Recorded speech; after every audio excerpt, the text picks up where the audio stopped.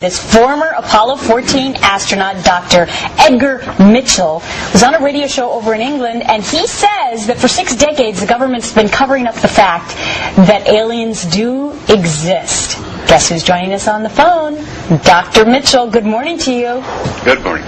Dr. Mitchell, you've walked on the moon, you've done so much, we've had a fantastic career. How long have you known that we've had contact with aliens? Well, the rumor, see, I grew up in Roswell, where the so-called Roswell incident took place.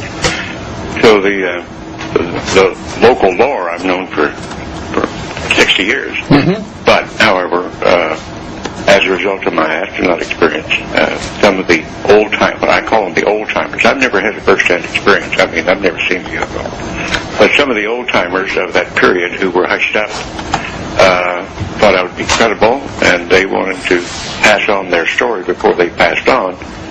So I was contacted, and I was told their stories many years ago. Okay, Edgar, who are the people who told you there were aliens, and how would they know? Well, because some of the people, I'm not going to give names, because some of the people were just locals involved in the so-called Roswell crash when that happened, and also my folks were ranchers in that area, and we knew all the ranch people. So people who saw something. Beg your pardon?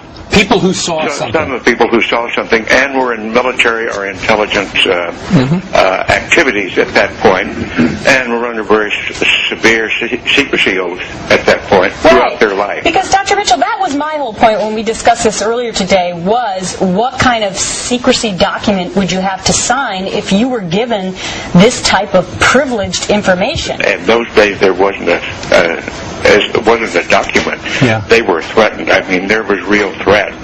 You're not going to talk about this. What, from the government threatening? Yeah, right. Now, let me ask you, you said that these creatures are small, with big heads and big eyes? We don't know that. I don't know that personally. I haven't seen them. But is that what they told you? Is that what your sources told you? That's what the lore is. I mean, the normal... But who told you about the lure?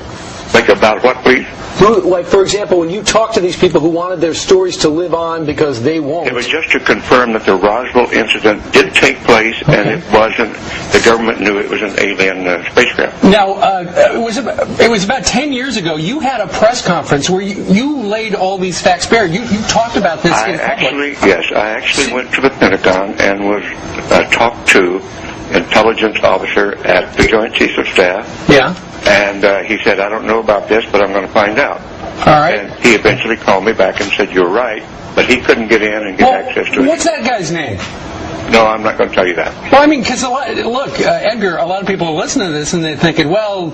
I don't care what they think. You want my story, I'm telling you. No, we understand, but some people think that it's so let me ask you this, Dr. Mitchell. Do you think that other people now will come to the forefront since this is being discussed again, since you're bringing this? I think it's about to, because there's been a lot of very serious and good investigators working this problem for 50 years or more. I mean, you realize this is the story of the century, if it's true. Well, the fact that we have not alone in the universe, that's a very important story. I mean, that's better than a little bit of water on Mars. Of course.